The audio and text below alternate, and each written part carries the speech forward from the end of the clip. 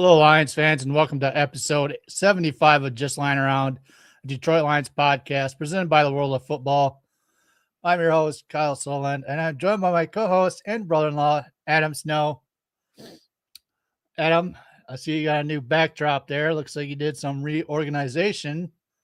Other than Yeah. that, are you ready to get this season-ending show on the road here? I mean, I'm always ready, Kyle. You know me. I've been sitting around. We were supposed to. Well, I had it scheduled for 3:45 to start, and had to push it back because you went to the store. You were late, Yeah. but yeah, I'm ready. All right. Well, that's good. But on today's show, we are going to talk about some player news, new offensive coordinator for the Lions, and to finish off for this season, we are going to give out our, as I'd like to call it, JLA awards for the 8 categories for the Detroit Lions. So let's jump into it. News. As you've probably all heard by now, Dan Skipper, after 9 seasons in the NFL, is retiring. He says he's going to pursue coaching opportunities. So good on him. He played from 2017, undrafted to the Cowboys from Arkansas to now 2025. He's bounced around through the whole league there. Being with the Lions 4 times, Broncos, Patriots, where he actually won a Super Bowl with them, Texans, Raiders, and Colts. In total, he played 69 games and started 16 games, and career stats are, I believe this is right, 2 receptions for 13 yards and 1 touchdown. But yeah, it's going to suck seeing Dan Skipper go there. Cult classic for the Lions there. He came out with a was it Instagram or X, I think, reporting as retired. And that's the one thing he'll always be remembered for is the reporting is eligible debacle in Dallas. I'll never forget that night. Yeah, it was made a lot of people upset. Oh yeah, no kidding. Yeah. So yeah. So other news here. Let's talk about Taylor Decker. Excuse me. Kind of after the last game they played, kind of in tears. He's been battling a lot of injuries. Had surgery over the off season last season there with his shoulder. But he's not sure if he's going to return or not for next year. He says he's got to think about it. I don't know how long they're going to let him think about it, but I presume probably until free agency starts up, they're going to kind of want an answer from him. But he was drafted by the Lions in 2016, 16th overall pick. So that's what, 10 seasons, I think, right now.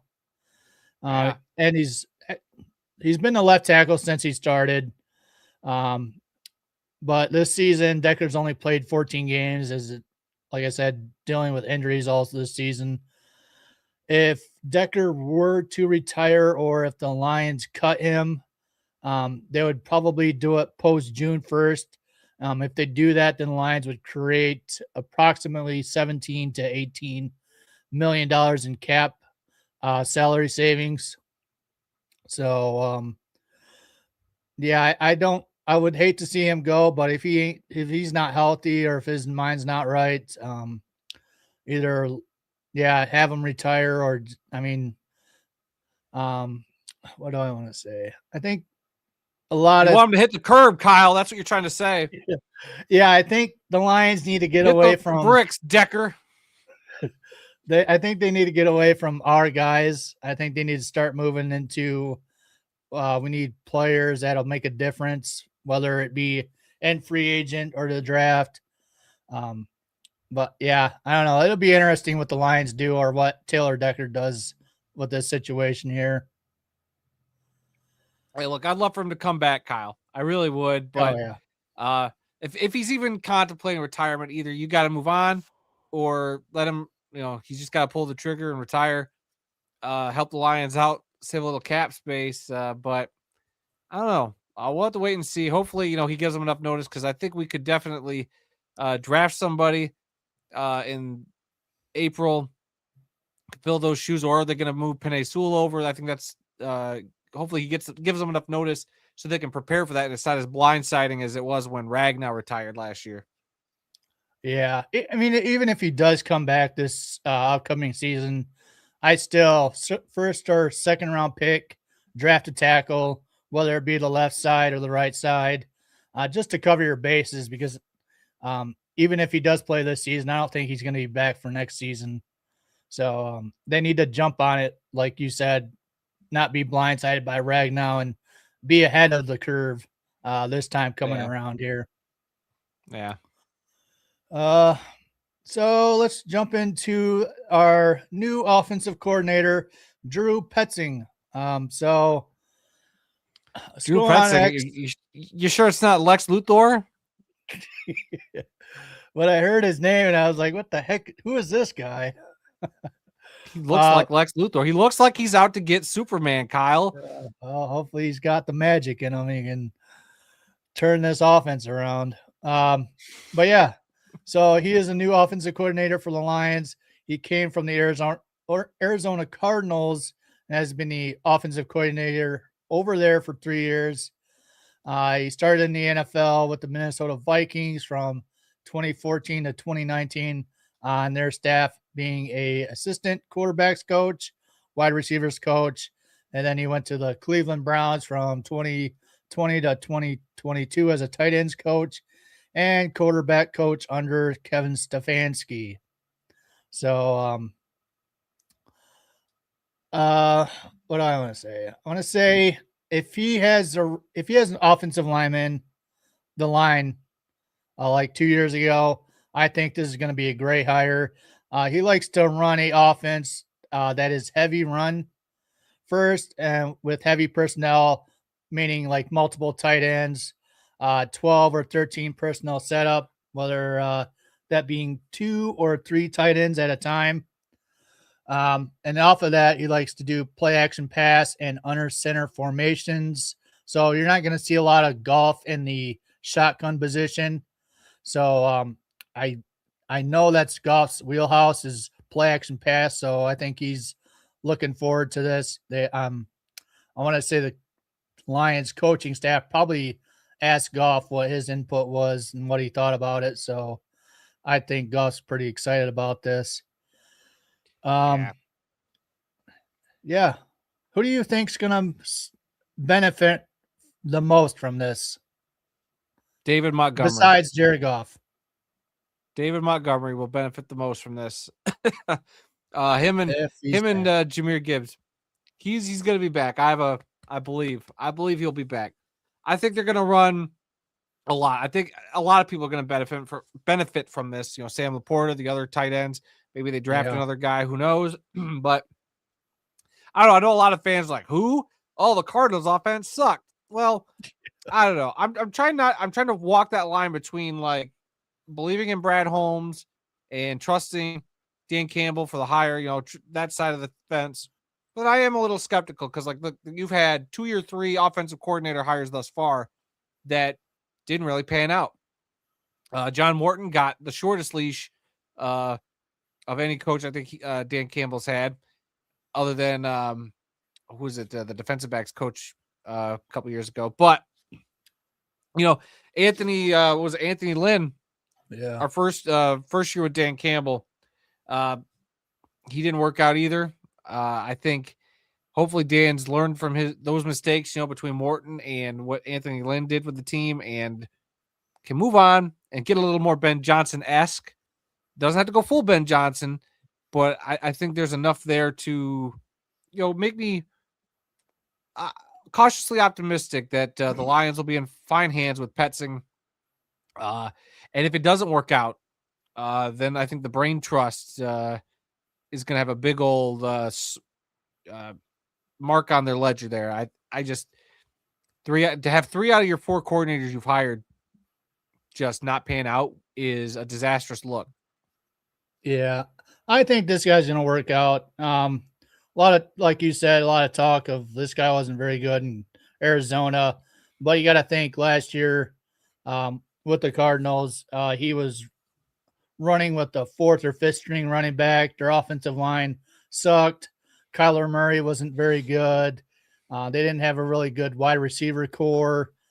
So he wasn't really, he had the tools like he's going to have with the Lions coming up here. So, um, Sam Laporta, hopefully he's healthy and ready to go. Brock Wright's ready to go.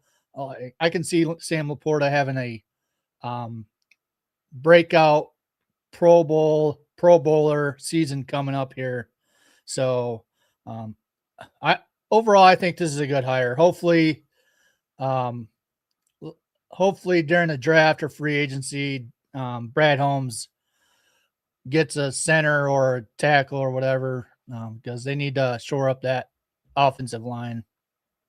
Yeah, they need to do a lot. I would love to see them just go full ham and almost F them picks mentality, Kyle. I think it's time. F them picks. Yeah.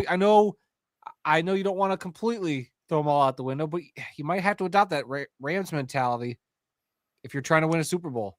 Yeah. I know And I you're also think, building long term, but they've been building for the long term for a few years. We have a solid core. It is time to jump on it because look what the Seattle Seahawks just did in a short amount of time, flipping that yeah. roster around. So Yeah. I think Brad Holmes, like he says, he's doing stuff in free agency, but I kind of get the feeling he's stuck on one guy. And if he can't get that guy, he says, oh, there's nothing really I can do to get other players. I tried getting this one guy and it didn't pan out. So I think, yeah, he's got to get, if he's got to trade away a second or a third or a fourth, so be it, to get a person that's going to help this team right away. He's got to do it. you gotta what's the phrase, Kyle? If you want to get your guy, it's by any means necessary. I think Yeah. that's the mentality they got to take. By any means necessary. If you got to trade a third round pick to get a guy, do it. If you got to trade like a future second round pick, do it. If that's the guy you want, regardless if it's free agency, if it's in the draft, do it. I like that the Lions have conviction, and they've never strayed away from conviction on dudes. Whether or not those dudes pan out is one thing, but I would rather have them have a guy in mind, go for it, and then maybe it doesn't pan out because it happens. It's the NFL. Stuff happens. Yeah. Well, we'll see. Hopefully, I don't think they're going to sit back this year. I think they're going to I don't be either. full go this year. Mm-hmm. So speaking of that, let's talk about a little bit about free agents coming up here for the Lions. Key players that will not be on the team unless the Lions re-sign them. So I'm going to read out the list here, and we're just going to pick, each of us pick like 2 or 3 players that we would want to see re-sign with the Lions here. So we have Alex Anzalone, Amik Keep him. Robertson, DJ Reader. I said, keep him. Keep Anzalone. My wife would be happy. Well, I'm tired of. let me name them off first.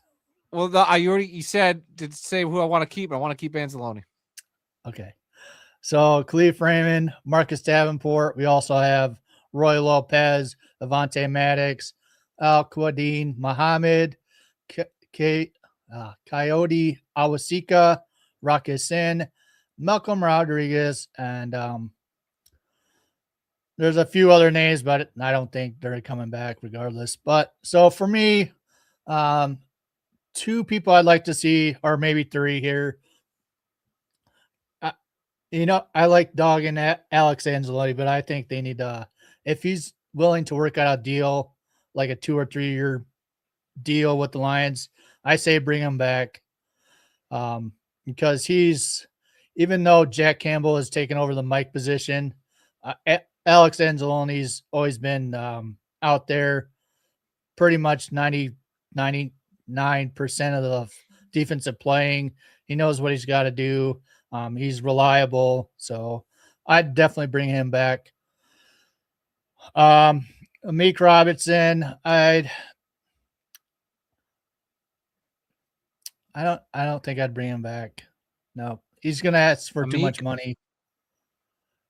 yeah. So Roy Lopez and Avante Maddox. I think those two for me. I'd like to have them re-sign, maybe 2-year deal for each person. Roy Lopez being a backup defensive lineman was great this year for the Lions, and Avante Maddox um, was a lesser Brian Branch, um, so he can play multiple positions. Kind of took over when Brian Branch got hurt, so I'd like to see them get re-sign him. Yeah, I mean, I'd love to see Anzalone come back. Robertson, I could take or leave. DJ Reader, uh, No, I know he played all 17 games this last year. I don't know. I didn't feel like he was as impactful as he could have been. So I don't know if yeah, that's they got Tyleek Williams. I think he's going to replace him. okay. And then Khalif, I would love to get Khalif back. He's always a guy that is pretty reliable. Whatever you ask of him, whether it's kick returning or playing that wide receiver 3 or 4 spot, Khalif's a dude, and I love Khalif. Marcus Davenport, they just need to get rid of. He's been a guy who's been so inconsistent. He's been a bust for this team. Just Yeah, get him gone. Get him gone. Lopez, I would love to see come back. Maddox, I would love to see come back. Muhammad, I would love to see come back. Rock Ya-Sin, I really liked. And I'm going to hate saying this. I love Malcolm Rodriguez, the person. I just don't know if he fits this roster now. yeah, I think he's just He too has injury regressed. prone. He's That, too and I think he's injury prone. regressed. Yeah, So he's, I hate yeah, saying he's that because I love Rodrigo. He was a big fan favorite there for a couple of years, and then he just kind of fell off the face of the earth with those injuries. And when he was out there, I never felt his impact. Not like a Derek Barnes. When Derek Barnes is healthy and he's out there, Derek Barnes was pretty impactful. Missed a couple of plays here and there, but that's what you get for having linebackers playing on corners a lot of times. So yeah. Yeah, we'll see. I think they're gonna re-sign a few of these guys. I think deep down, if they can get a deal done with Alex Anzalone, he's coming back. God, Maybe I hope so. 1 or 2 more years, and then I think he'll retire. That would make my wife happy. So I don't want to buy a Jets Anzalone jersey, Kyle. No, I don't want to do it for her favorite player. I don't know. I don't think Alex this late in his career would want to go to the Jets. I don't know anybody who would want to go to the Jets. Yeah. Well, I mean, I think they're just 3 or 4 years more out until they can actually get a roster to produce a winning season. So I don't think he wants to be a part of a rebuild. Yeah, that's why I didn't believe that rumor when it came out. Yeah. So let's jump into just lying around awards. How about that? All right. Which awards would you like to start with, Kyle? I got graphics up for everything. You don't know my picks. I know all yours, so I had to make the graphics last night. But we could go back and forth. Both of our picks will be on the graphics. So whatever one you want to start with. We'll do just from top down. So we'll start with the rookie of the year. All right. And do you want me to present all these? Yeah, go ahead. All right, ladies and gentlemen, the 2025-2026 Just Lying Around annual awards, whatever we call them. We're starting with the Rookie of the Year category. Last year we did offensive and defensive rookie, but we kind of consulted and determined only one award for a rookie this year. And Kyle, you chose Tate Ratledge, offensive guard for the team, and I went with Isaac Tesla, the rookie wide receiver. Tell us why you picked Ratledge. So Ratledge played all 17 games. He only allowed 2 sacks. No sacks allowed after week 5. He caused 9 hits and was ranked 24th in PFF among the guards, 12th in run blocking and 60th in pass blocking. So that's why I chose him. I think being ranked 24th this year as a rookie, out of all the guards out there, I think that's a win in my book. So he's only going to get better. I don't know if they're actually going to move him to center or not. But if he stays at the guard position next to Sewell, I think that side of the line is only going to get better and better each year. Right on. It's a worthy pick. So yeah, I went with Isaac Tesla. The numbers aren't flashy. He played all 17 games, and he had 16 catches, which means he averaged just under a catch a game. So not great when you look at it like that. He had, how many receiving yards did he have here? He had 239 receiving yards, but he was second on the team with a 14.9% average yards per catch. He had 6 total touchdowns, which is third best in that wide receiver room. Obviously, the highlight catches, I think he had a lot of potential. I don't think they gave him the ball enough, especially in times when it seemed like, Jameson and Amon-Ra were kind of covered up. I don't like the approach this team has had with their rookies, like skill position guys, of bringing them in slowly throughout the year. It's been a bad problem. I think Tesla could have made more of an impact over the year, but what flashes we saw of him, I thought he was utterly fantastic. That is nothing against Tate Ratledge or any of the other rookies we drafted this past year. I just think when I think of the rookie of the year, the one that stuck out the most to me, it was Tesla. Yeah, and it'll be interesting next season with our new offensive coordinator, Drew, there. If they're going to be running a lot of 12 or 13 man personnel, if they're actually I don't know if they'll have Isaac Tislaw as like the third tight end. I know he's got the height, but not like the built for it. But he does a lot of blocking for like a run play. He's very good at blocking. So I don't know. I think might be an expanded role for him coming up next year. Okay.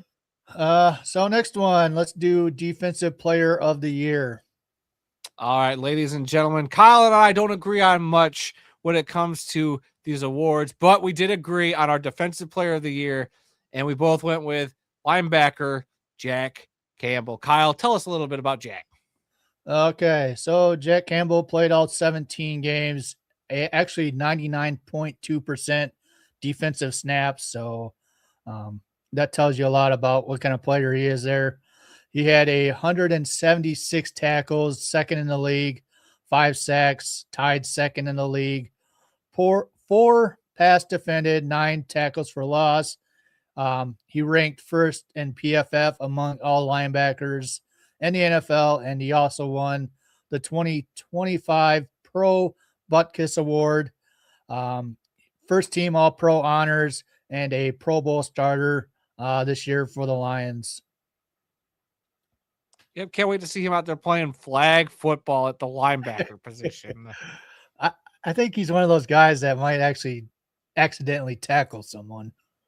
I hope so. Bring a little vibrancy and alertness to this freaking Pro Bowl that they got now. But no, look, Jack was great. I feel like he's just improved every single year. He's just been a stud. He might not always, have the big flashy plays, but he gets it done when he needs to. He wraps up. It's rare to see him miss a tackle. It's rare to see him miss an assignment. The dude is just an absolute beast. I love having him. This guy is a potential Hall of Famer in the making if he keeps playing at the rate he's playing at. Like, he is just unbelievable talent. And I'm so glad that we got him when we did. I know he got a lot of flack when he was picked. The Lions got a lot of flack when they picked him, where they picked him. And he has done nothing but prove that he is one of the best linebackers in the NFL. Yeah, if the Lions can free up some cap space this year, I think he's the number one target to get a extension done, because I don't think there's too many linebackers in year 3 like Jack Campbell, and Jack Campbell's his ceiling's only going to keep rising each year as he keeps playing. Heck yeah. I agree with that. Yep. So let's move on to offensive player of the year. All right, our offensive player of the year, ladies and gentlemen. Here we go. Kyle and I disagreeing, but so many great talented guys on that offensive side of the ball. This year, I went with Jahmyr Gibbs as my offensive player of the year. Kyle, I see you went with Jared Goff. Let me just start off with Jahmyr real quick. Look, Jahmyr was a human highlight reel. Jahmyr did so much in the run game and the receiving game. He played all 17 games. If he was hurt, he didn't show it. He had 1,223 yards rushing, averaging 5 yards a rush. That long of 78. 13 touchdowns on the ground. Receiving wise, he was the third leading receiver on the team out of the running back position. 77 catches off of 94 targets, 616 yards, 5 touchdowns through the air. Like, this dude just did it all. It was rare to see him have a bad game. There was a stretch there where the offensive line kind of let him down, and he just had a couple of rough games, but that just showed you when he was on how important he was to this team. There was that stretch where he would have either 3 touchdowns in a game or no touchdowns. Yeah. And those 3 touchdown games were huge. I just feel like you get him going, he's the difference maker in this offense. And look, I'm not slighting your Jared Goff pick. I think most years I would have gone with a Jared Goff, but I think Jahmyr Gibbs just showed this year how important he is to this offense and why he's so vital, because when he is on, the rest of the team did exceptionally better. I mean, it helps when he's the one scoring the 3 touchdowns, but he just makes so much happen. It's Barry Sanders-esque. And I've always talked to Dad about that. Like, how do you view Jahmyr Gibbs in the pantheon of Lions running backs? Because, obviously Barry Sanders is the top of the list. Then you'll get maybe a Billy Sims and maybe somewhere in there, one other guy from maybe the 50s or prior to our generation. But I think Jahmyr Gibbs, in a short amount of time, has climbed up into that conversation of being the 3rd best running back of all time in Lions history, possibly 2nd. Like, he is just running in Barry Sanders' shadow, maybe run out of it at some point down the line here. But Jahmyr Gibbs is just electric. He's something else. And this team was so much better, especially on offense, when he was on. Yeah. So I would have chosen Jahmyr Gibbs, but I think this offensive line, the games that he didn't score any points, kind of hindered me from picking him.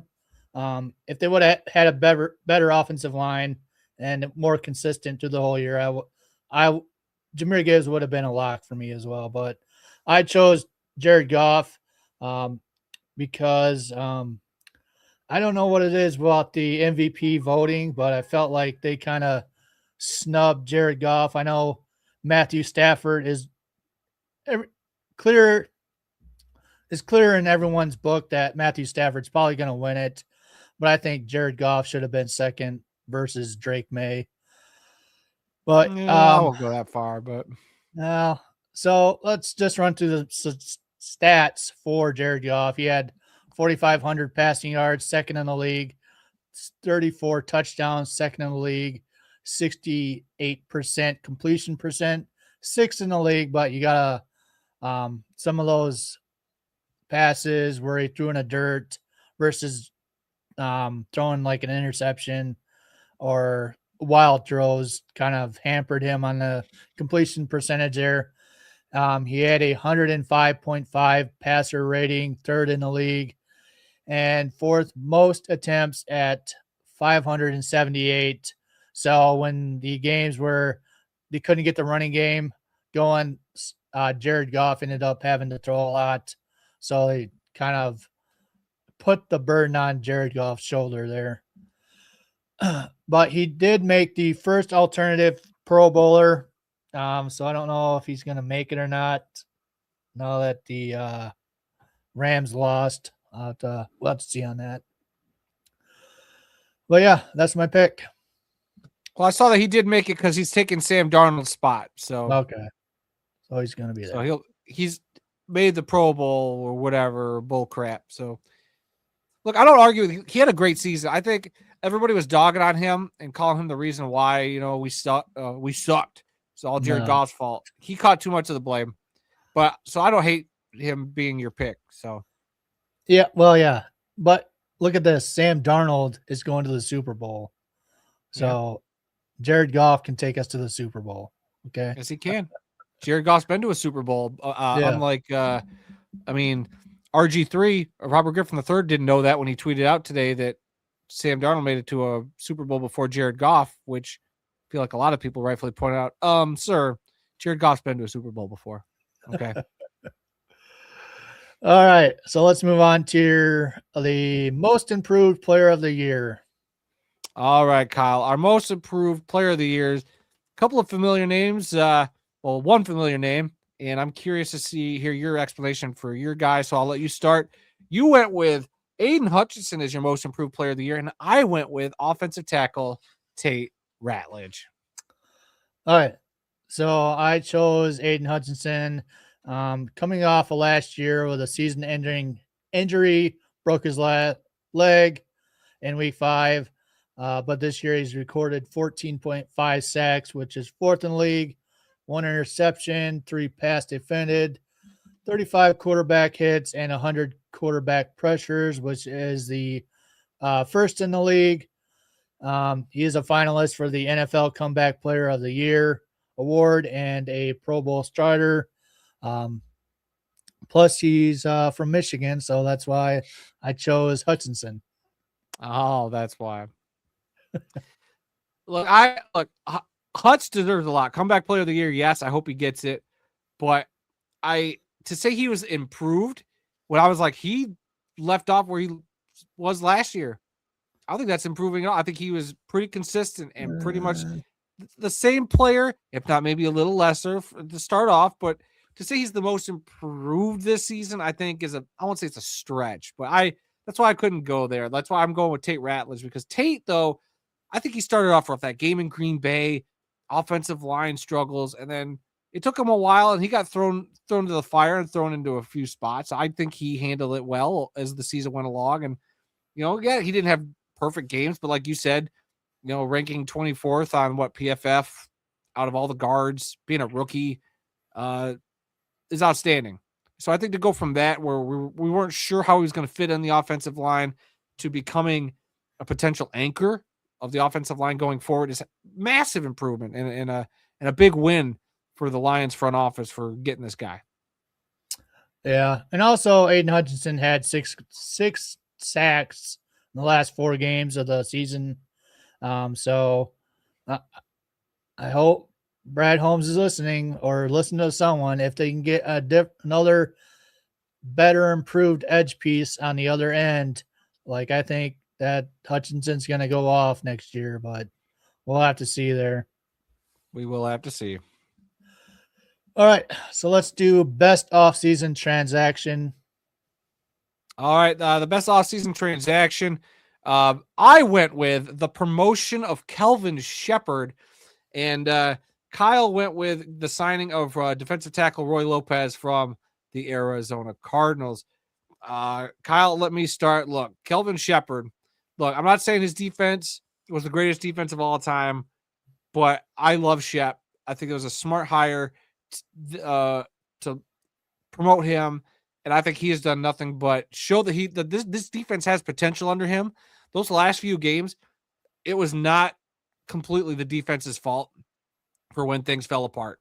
A lot of it was on the offensive side of the ball, which is why we have a new offensive coordinator. But Kelvin Shepherd, between going from the linebackers coach up to the defensive coordinator position, carrying that baton, getting a lot of good stuff out of a lot of these guys, and a lot of these young guys that were no names again, kind of what Aaron Glenn did last year when we had a lot of injuries. He was able to get stuff out of guys. I think his scheme works. I just think that, health eventually, again, became a factor. And I think Kelvin Shepherd deserves a lot of credit. And I'm so happy that he's our DC. Yeah, I think the biggest blow on that defense was Brian Branch and Kirby Joseph, both being out at the end of the season there, towards the end of the season. I think that really hampered that defense there. So hopefully next season, Brian Branch being healthy, Kirby Joseph hopefully is able to play. That's going to be a huge plus for Kelvin Shepherd there. Yeah. But I chose Roy Lopez, defensive tackle. He had 30 total tackles, 2 sacks, 4 total tackles for loss. He played all 17 games.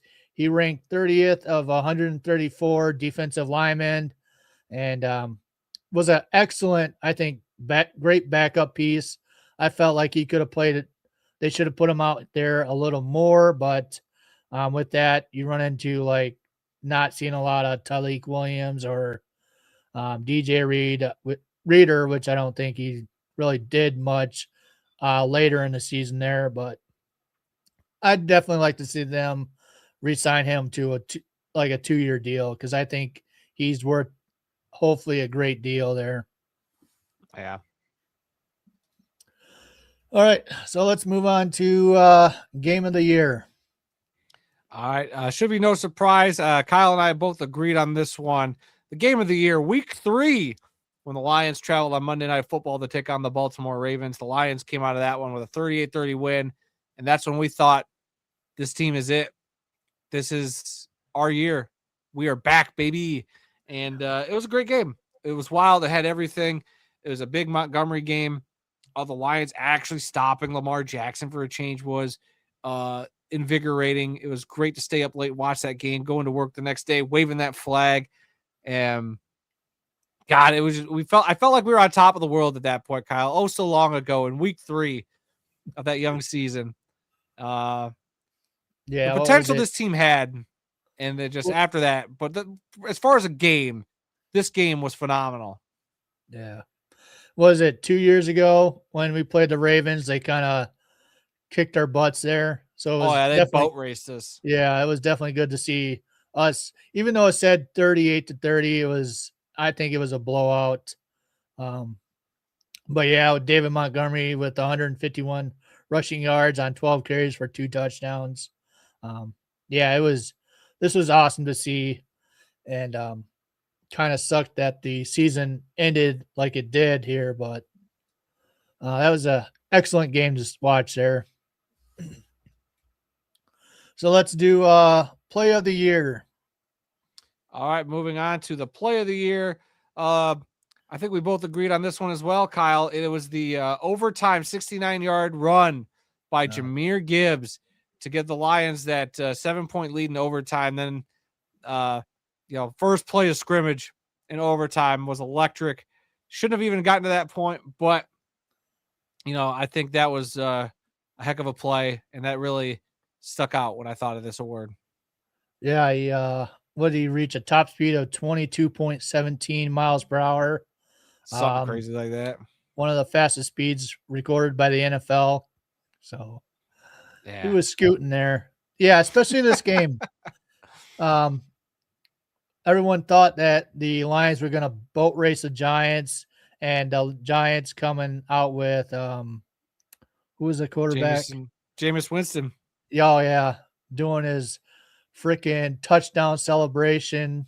Like, I was like, are we really going to lose this game? But yeah, going to overtime, first play of the drive, Jahmyr Gibbs with a 69-yard game-sealing touchdown was a sigh of relief for the Lions fans. Yeah, it was great. I think, man, that game stressed me the heck out, and the fact that I've never had so much relief. Just, oh, thank God, on that first play, and obviously then it was up to the defense to stop them from going on and scoring after that. But man, that play. Yeah. 1 second. You got something in the chat there. Oh, I know. I see that, Kyle. We can bring that up real quick if you want. I saw it pop up on the alerts. I heard you get the alert. Yeah, since you guys have been live for about 40 minutes, I want to let you know the Lions have hired Kafka for a high-ranking offensive position. I think it means Scotty Montgomery is headed to Baltimore, but what a hire. What do you think about that hire, Kyle? Mike Kafka, the former Giants head coaching interim head coach. Be kind of interesting on what his job would be now that they have an offensive coordinator. Yeah, be curious. I know Dan Campbell spoke highly of him before that matchup with the Giants. So I'm okay with it. We'll see what it means for Montgomery, Scotty. Unless he's like a assistant coach. I don't know. I'll have to look at more at that. Yeah, and then Royce says, hi, late joiner, but at least I made it. Yes, you did. What's up, Royce? Good to see you, pal. We're not talking Vikings, Royce, so I don't know why you popped him. Yeah, as a Vikings fan, how are you guys feeling about Sam Darnold going to the Super Bowl? Oh, I'm sure they're sick to their stomachs, man. They got stuck with J.J. McCarthy. All right, so let's move on to our last award here. Most valuable Lion. Yep, that's right, Kyle. We differed on this one. I went with Jahmyr Gibbs again. All the reasons I went through earlier for best offensive player. His value on this team was almost second to none. And I see you went with Brian Branch. Yep. So I chose Brian Branch. He only played 12 games before it was cut short with a torn Achilles. I just think that with Brian Branch, when he's on the field, it's a totally different style of defense they can play because Brian Branch can move around a lot. Um, I don't. I want to say he's kind of like a free safety, can kind of roam around wherever he feels like. But he did record out of those 12 games, 75 total tackles, 2.5 sacks, 1 forced fumble, 9 pass defended. Um, Surprised he didn't get any interceptions this year, so I was kind of shocked at that one. But he did make the first alternative, even though he was um, cut short from his injury for the 2025 Pro Bowl there. Yeah. Yeah, so that's why I chose Brian Branch. I don't blame you at all. Like Branch is a good pick. I mean, it's clear how much we value him with his absence. Like we hurt when he wasn't on that field. And there's a few players that probably could have gotten this award. You know, Goff probably could have. Jahmyr, obviously. I think you could make a case for an Amon-Ra. You could make a case for Hutch and probably Jack Campbell even. Like, there's a lot of guys that deserve this. I think we picked a couple of the better ones. Because, yeah, Branch, at least you have the fact that, yeah, he only played 12. And when he wasn't in those other 5 games, it was noticeable. So, as long as he doesn't go swinging and hitting guys on the field again, like we should be all right. Yeah, I think hopefully he's turned the corner and he ain't going to be doing that again. Hopefully not. But those were our awards, guys. If you got thoughts on those, leave those down in the comments section below. I know we've been running, Kyle, for almost 45 minutes here, a little longer than I thought we were going to go today, to be honest with you. But before we go, Viking Wax Press says he is fine with Darnold. He wishes him success. They have their future. The Seahawks can have this season. That sounds like somebody who is not so sure about Mr. J.J. McCarthy.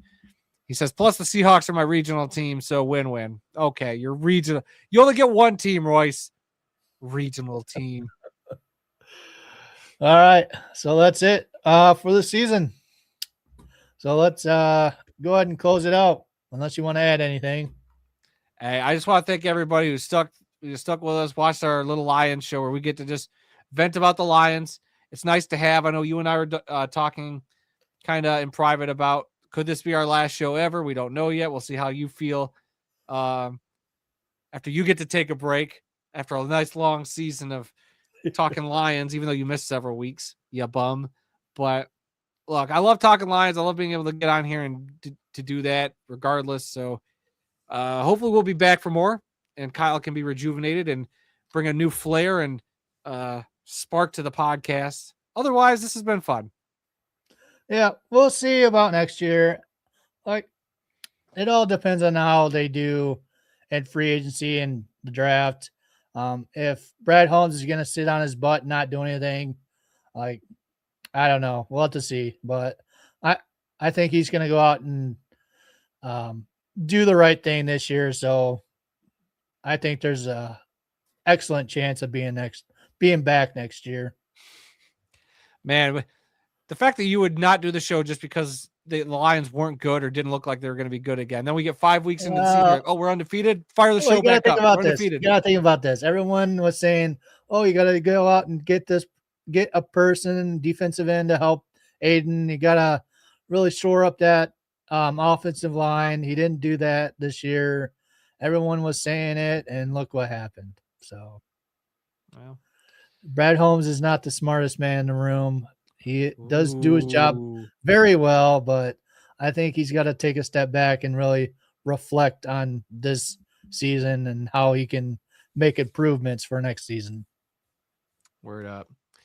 And before I read the ending of the show, Viking Wax Press says, at least we can agree on hating the Bears, Packers, and Cowboys. You know what, Royce?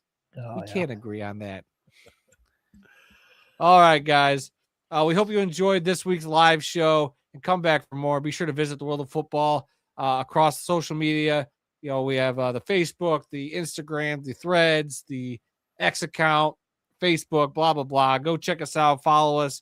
We're going to be doing a lot more stuff across the channel as we get into indoor and arena season. Obviously, talk a lot of Michigan Arsenal Arena football. If you guys haven't seen that show, we do here on the YouTube channel. But yeah, be sure to check out our flagship show This Week in the World of Football, which drops new episodes every Tuesday. And you can find it along with this show in the podcast feed, wherever good podcasts can be found. So thanks, guys, for checking us out this year. All right. That's it for us this week. We'll see about next season. Hopefully Brad Holmes does the right things and we'll be back. I think we will be, but we'll have to wait and see there. But yeah, I just want to thank everyone for watching for this whole seasons past as well. Really appreciate it. This is something that is fun for me. I like doing, gets me out of my shell, talking and stuff. But yeah, thanks for watching, and hopefully Lions can do the right things next year and we can be in the Super Bowl. But yeah, that's it from me. And remember, go Lions. Go Lions.